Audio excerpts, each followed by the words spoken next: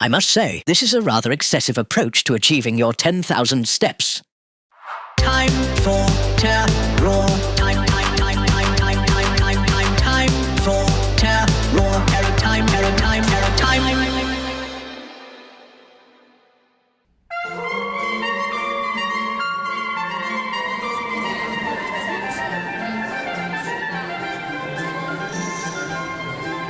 Greetings, scary scholars. An absolute delight to see you. I am the Professor, and I welcome you to the historic Betsy Palmer Auditorium and Time for Terror. Every episode we shall assemble here in the University Theatre and study a classic piece of fear-based cinema. Along the way, I'll provide commentary-based witticisms that will range in quality from satisfactorily clever to catastrophically dreadful. I am often referred to as the Harry Houdini of hopeless hilarity. Tonight, we travel back to Friday, October 11th, 1974. On that day, a film was released that would be indelibly remembered. Remembered as the cinematic event in which the ageless immortal query was thus finally confronted. Namely, is it possible for a film to feature characters so physically filthy that one finds themselves suffering from a new medical condition entitled Phantom BO Hallucination Syndrome? As we now know, the answer is, Texas no renchu wa hontou ni kusai yo na.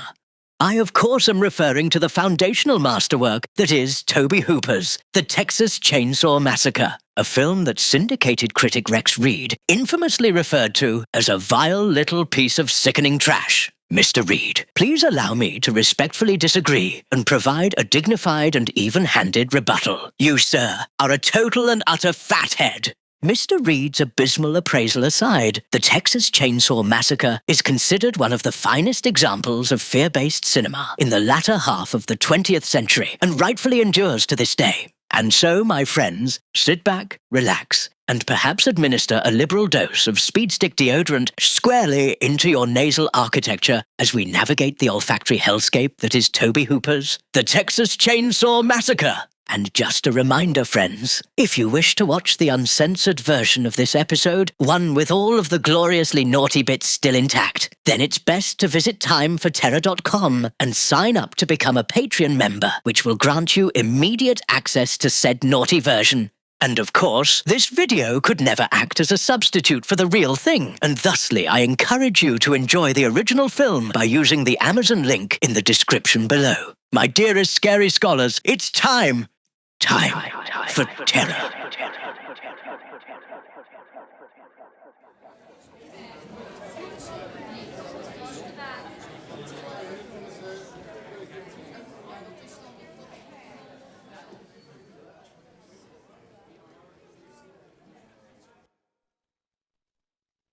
The film which you are about to see is an account of the tragedy which befell a group of 5 youths. The events of that day were to lead to the discovery of one of the most bizarre crimes in the annals of American history, the Texas Chainsaw Massacre. Fun fact, the original cut allocated several paragraphs to the Rebel Alliance's first significant victory over the Galactic Empire.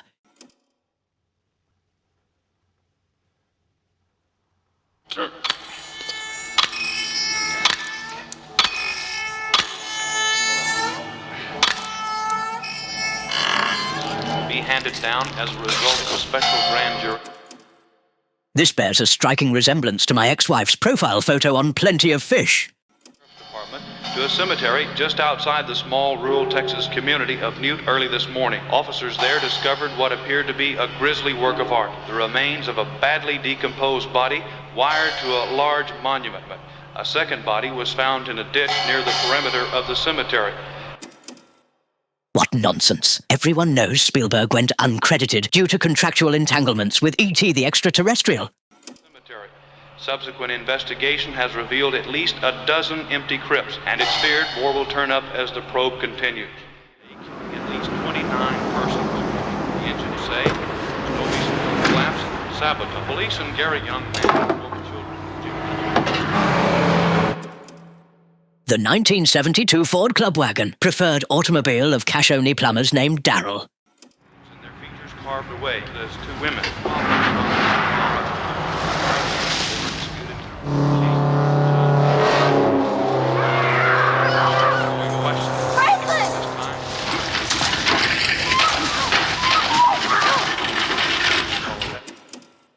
Thankfully, in the 1970s, one needed to possess personal accident insurance before they were permitted to urinate.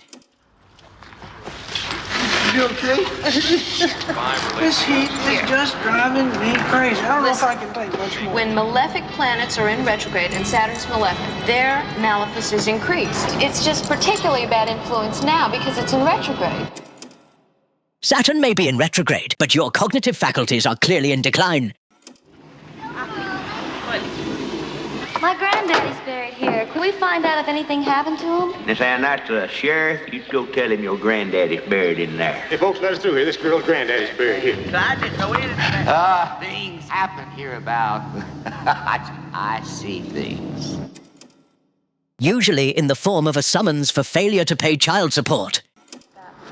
Franklin, don't worry. I saw it myself. He didn't look dug up to me. What's that? What smell? What is that stench? Roll up the window. Franklin obviously ignored the others' advice about not eating Taco Bell the night before their road trip. That's the old slaughterhouse. Hey, you see those buildings there? That's where they kill them. They bash them in the head with a big sledgehammer. Now they got this big air gun that shoots a bolt into their skull and then retracts it. It's just boom, goes boom, and then Please take this up. That's going off. Franklin once attempted to take an online personality test, but the computer immediately activated its self-destruct protocol and violently self-immolated. Oh, man, it's hot in here. Hitchhiker. Should we pick him up? What does he look like? Well, I think we just picked up Dracula. You work at that place? No, I was at the slaughterhouse. My brother worked there. My grandfather, too. Whole family of Draculas. I once attended a Dracula family reunion, but unfortunately the entire affair was rather anemic. Look, I was the killer. They don't send the head away. Head cheese. They take the head and they boil it, except for the tongue. They use the jowls and the muscles and the eyes and the ligaments and everything. It's really good. You like it? It's good. Sounds horrible. I too once attempted to make head cheese, but the cow took terrible offense at me trying to milk its earlobes.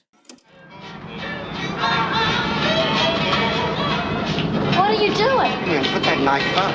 Oh! What are you doing, you guys?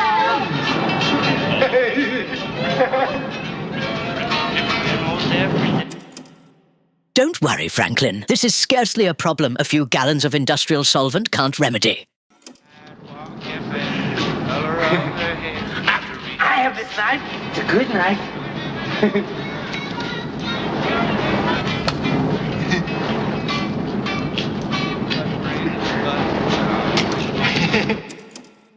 He's a photographer with Scurvy Enthusiast magazine.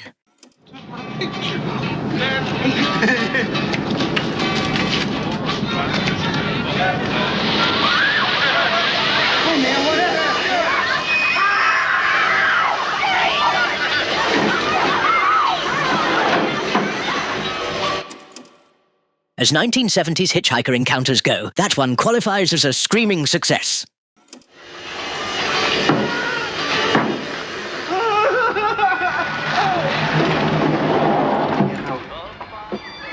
How are you? Would you fill her up, please? I got no gas. I got some good barbecue here. The transport will be by in a little while. They're a full-service petrol station. Yes, full of interbred cannibals.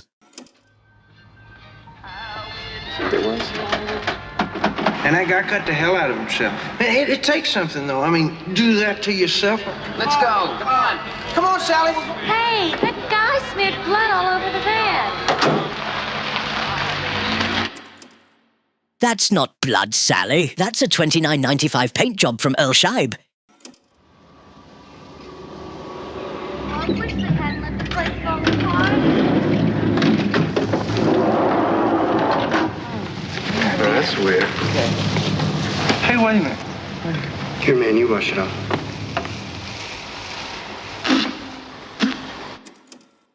Well, fecal matter meatloaf is very much an acquired taste. This was my room. I got to stay here one time when I was 8 years old.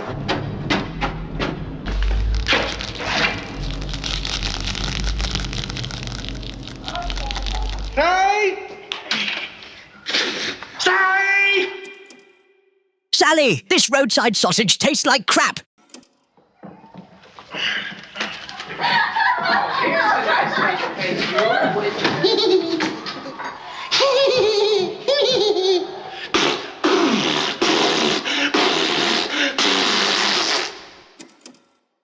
My friends, Franklin underscores a crucial lesson. Adversity may mold our lives, but it does not grant us license to behave like a raging wanker. If I have any more fun today, I don't think I'm going to be able to take it. Hey, Franklin. Didn't you say there's a swimming hole around here? There used to be a trail down between those two old sheds. We'll see you in an hour or so. We'll see you in about an hour or so. That'll give you just enough time to perform Beethoven's Fifth Symphony on the tongue tuba, Franklin.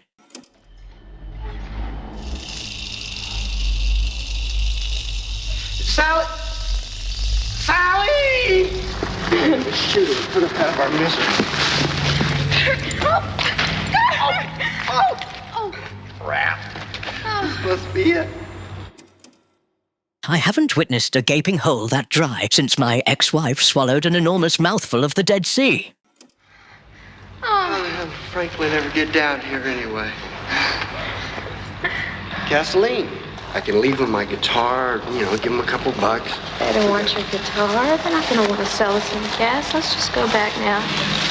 Hey, come here. Come here, look at this. Look, it's one of those newfangled camouflaged used car dealerships.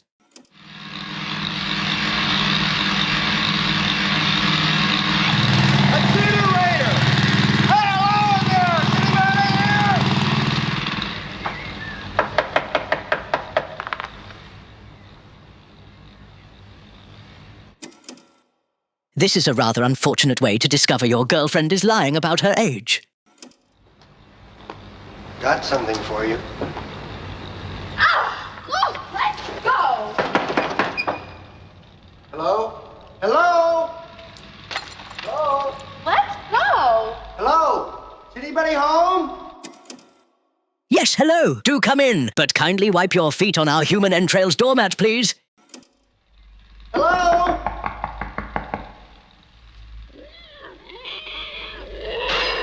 Hey, Pam!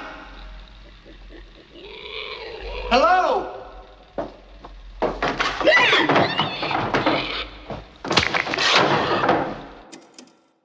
It's a rather aggressive welcome, but it does hammer the message home.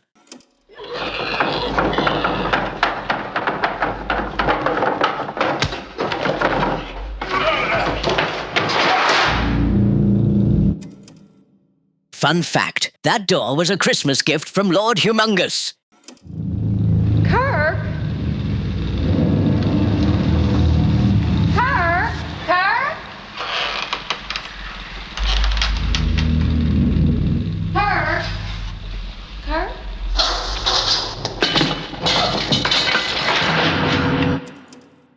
Oh, you really must excuse the mess. We simply weren't expecting guests this afternoon.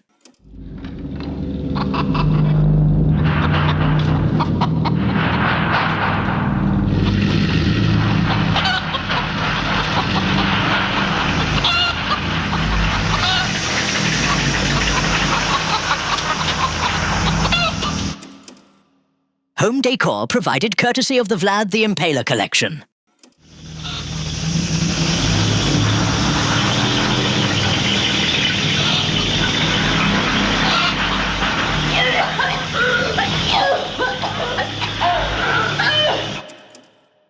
Ah yes, the 1970s, an era when it was socially acceptable to barf on the living room carpet.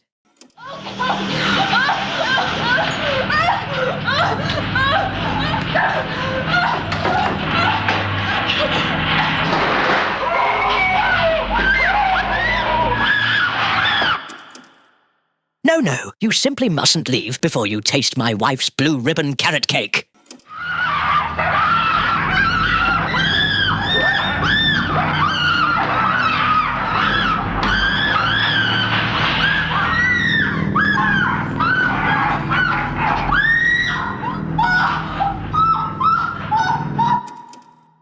I'm afraid that's not quite the dirty hookup she had in mind.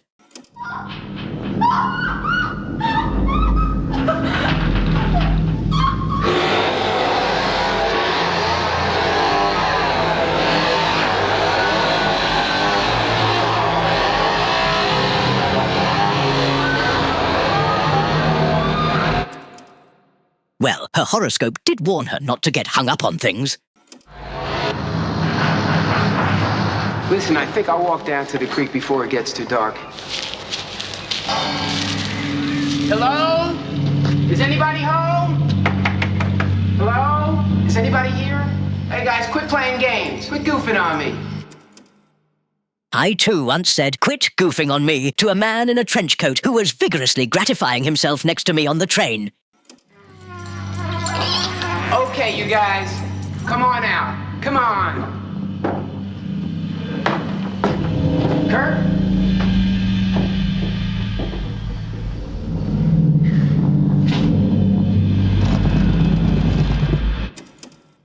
Those piston-style freezer compressors do make a dreadful racket, don't they?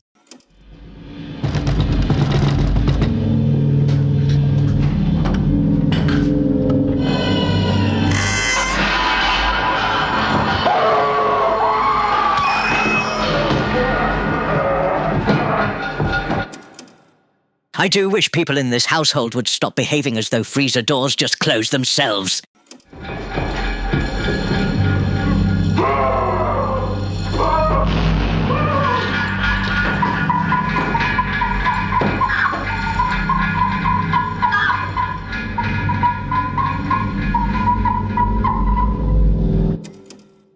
Another stark reminder of the importance of moisturizer. They must be lost. Jerry! Jerry! Look, I'm gonna honk the horn one more time. Sally, they took the keys. They took the keys.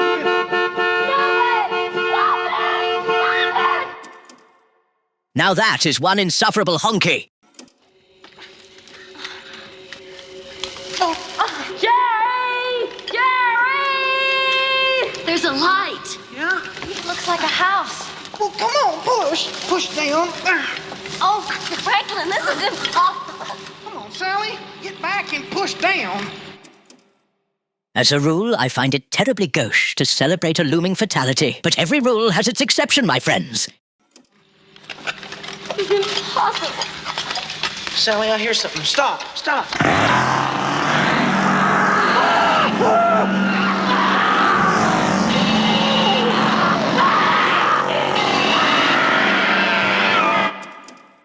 This is a murder even Mother Teresa would vigorously applaud.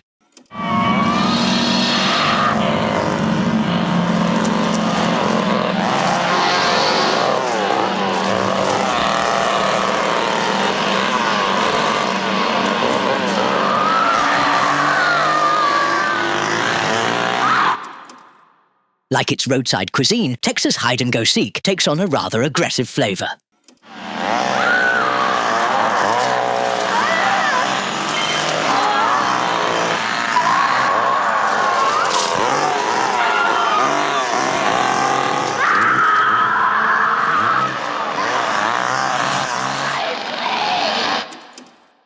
Sally, don't! The lights are on, but everybody's bone!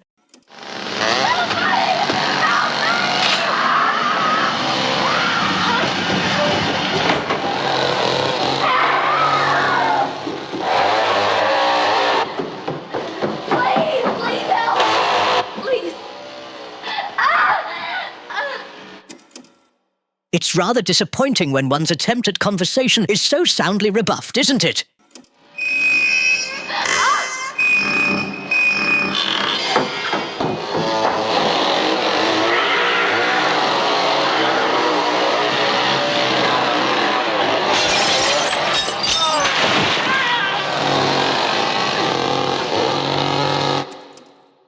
Lovely to see you. Thanks for dropping by.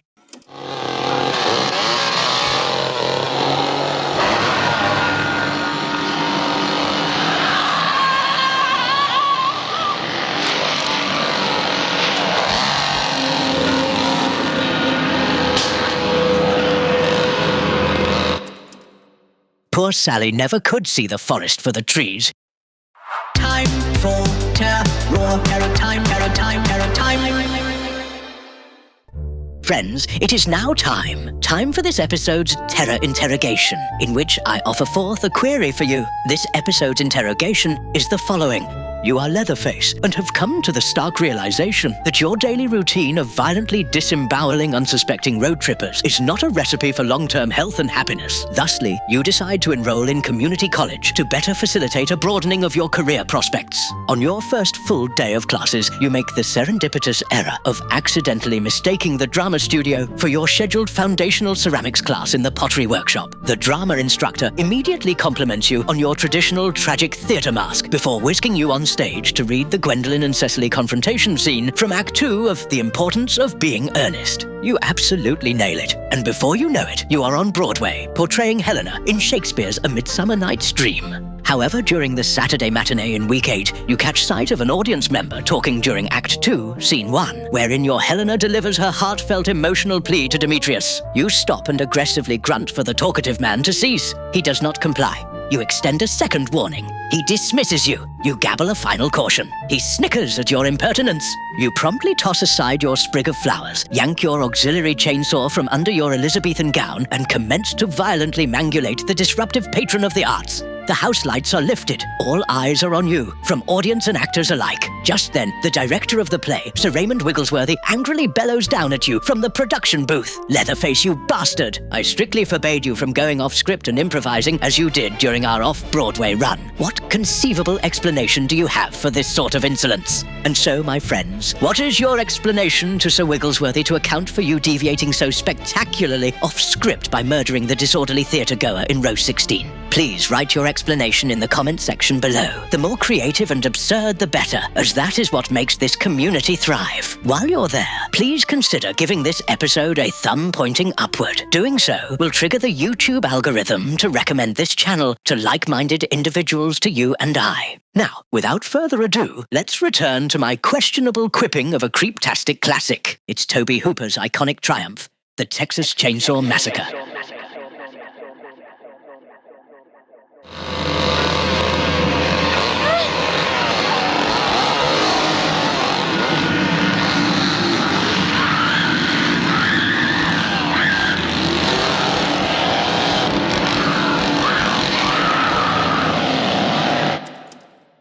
I must say, this is a rather excessive approach to achieving your 10,000 steps.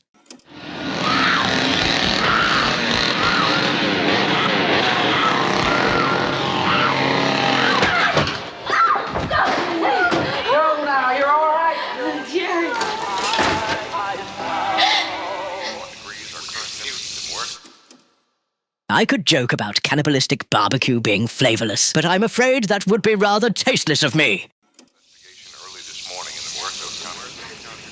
What are you doing? No! You just cooperate and we'll have no trouble. Now notice. What do you want? No!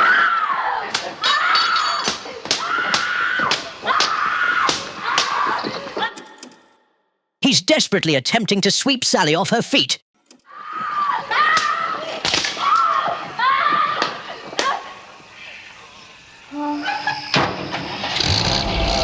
I hope you're not too uncomfortable down there.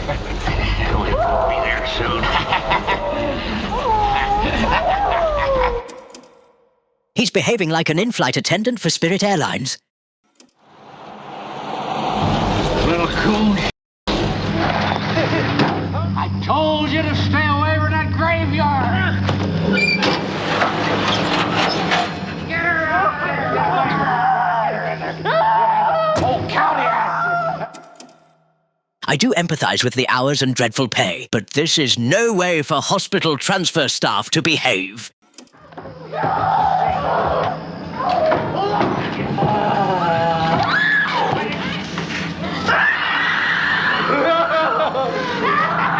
are the kids? Where are they? Show me. Are you sure? Don't let me catch you conducting freelance cannibalistic butchery again, you right bastard! You damn fool! Get upstairs and get your grandpa. Young lady, you just take it easy there now. We'll fix you some supper in a few minutes, huh? Get back in there! Get in there! This is an uncanny reenactment of Christmas Eve with my ex-brother-in-law. Hey, Leatherface, give me a Grandpa!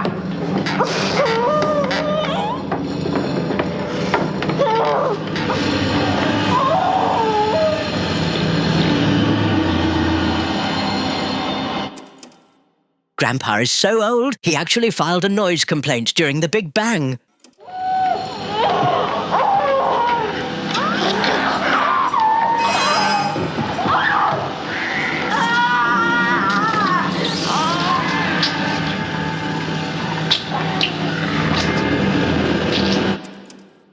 My word, blood donation in 1973 really sucked.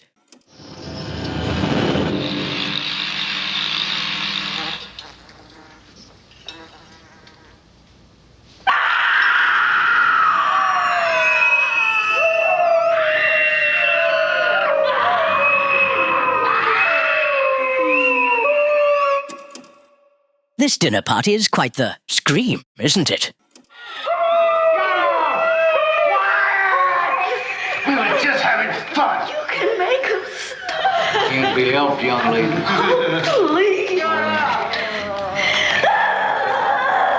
You like this, Dave?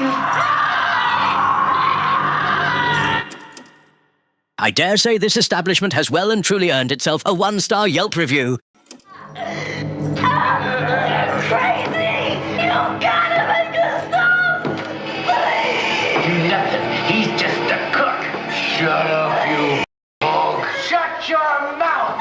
You don't understand. He's a misunderstood genius, and the misunderstanding is entirely his.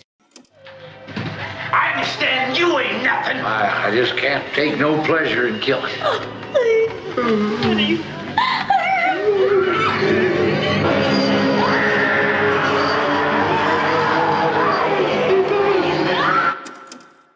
Serves you jolly well right for choosing low-cost dinner theatre, young lady.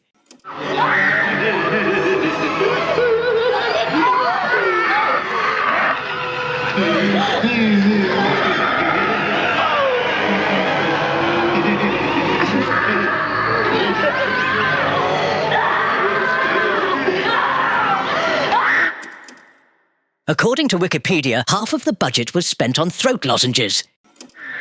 Don't leave the torture of the poor girl. I've been thinking about letting Grandpa have some fun. Hey, Grandpa, we're gonna let you have this one.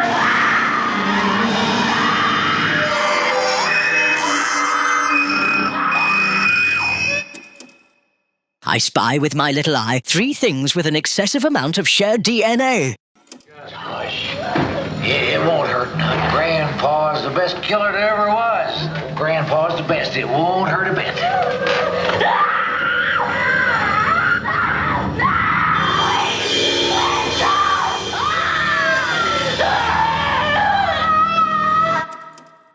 In Texas, bobbing for apples takes on a decidedly more competitive flavor. Come on, Grandpa. Hit her! Hit this bitch!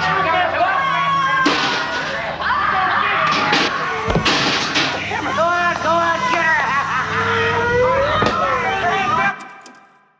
Well done. Grandpa finally hit the nail on the head. Come on! Get her, Grandpa! Get her! Hit the bitch!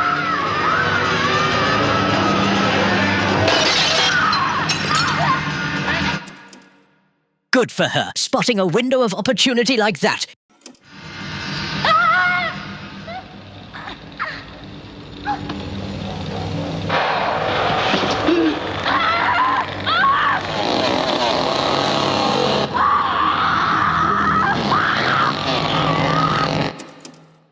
Well, so much for free-run farming being more ethical.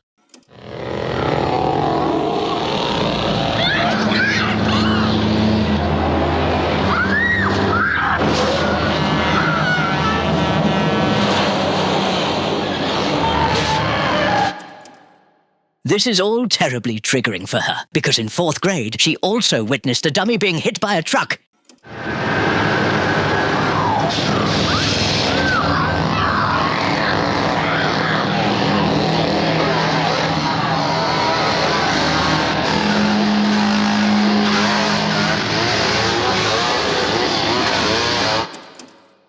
poor man is feeling profound regret for taking his cousin Raymond's advice to attend that truck expo and jobs fair.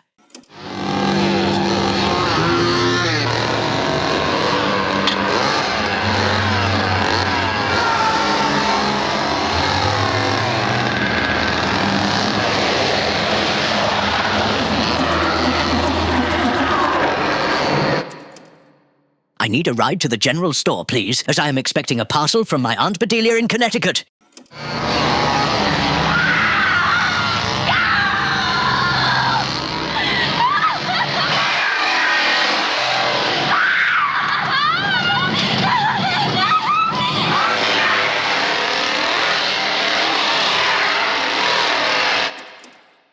He has every right to be upset. She didn't even thank him for murdering Franklin. Time for terror, time. And that was 1974's The Texas Chainsaw Massacre, directed, of course, by independent horror pioneer Tobe Hooper. My friends, it is time. Time for us now to reflect on the thematic implications of this classic fear-based cinematic experience. Yes, it's time. Time for terrors. Terror. Takeaway. Time. Over the decades, countless individuals have devoted endless hours dissecting and scrutinizing the thematic riptides of the narrative. Some critics opine that the film is an examination of the collapse of the American family, with the cannibal Sawyer clan serving as a nightmarish inversion of domesticated living, while others contend that the narrative is an allegory for the death of rural America as economic decay has pushed the family to adopt its atavistic survival tactics. And still others maintain that the film functions as a commentary on the savagery of meat production, with Leatherface being a grotesque reflection of the slaughter practices of yesteryear. Far be it from me to cast aspersions on these interpretations, but I personally believe there to be a far more significant metaphorical explication. For me, the true thematic message of the film centers upon a single and quietly tragic figure, Franklin. Franklin is a reminder of a hard and uncomfortable truth. That truth being this: the only reliable metric by which we may judge others is by the behavior they choose to display. Whether in 1974 or 2026, society has struggled with the temptation to superficially evaluate the character of an individual like Franklin. In Tobe Hooper's era, Franklin's disability would have overshadowed his disposition, and he would have been unjustly treated with condescension. Whereas in our current era, the pendulum has swung, leaving many reluctant to articulate anything remotely critical toward those on the social periphery. Regardless of intention, both tendencies obscure the deeper truth that Franklin embodies so poignantly. Namely, what truly defines Franklin's character is neither his disability nor his circumstances, but rather the patterns of behavior he willingly chooses to exhibit. Yes, his frustrations and his longing for connection are legitimate. Yes, he deserves additional patience for the limitations he did not choose. And yes, like all of us, he is a work in progress whose ultimate worth can only ever be determined by the fullness of time. However, in allowing his despondency to dictate his conduct, Franklin undermines the legitimacy of his own pain by willingly choosing to transfer it to others. And it is through the unfiltered lens of conduct, not appearance, not affiliation, not the category into which he is placed, that we come to understand Franklin with wide-eyed honesty. And that, my dear friends, is why it is imperative for each and every one of us to remind ourselves that the true measure of a human being does not reside in their beliefs, nor their background, nor their belongings, but in their behavior. Behavior is fact, everything else is merely rumor. Judging behavior alone is the fairest and most compassionate standard we possess, for it holds individuals accountable in the here and now, rather than condemning them eternally for circumstances outside their control. Friends, please remember, all of us are equal, not in circumstance, but in worth. And because we are equal, we must be judged equally by a single standard. And only then, together, can we help one another become the absolute best versions of ourselves. It is a process not for the faint of heart, but my dear friends, you will get there. That draws a conclusion to this episode of Time for Terror. I am the Professor. My sincerest appreciation to you, my dear friends. If you would like to browse other episodes of Time for Terror, please click on the thumbnail beside my head now, and that will redirect you to a playlist. My dearest scary scholars, please remember, the next time someone inquires as to what time it is, with a wry smile and a mischievous gaze, stare into the deepest reaches of their essence and reply, "It's time for terror." Good night.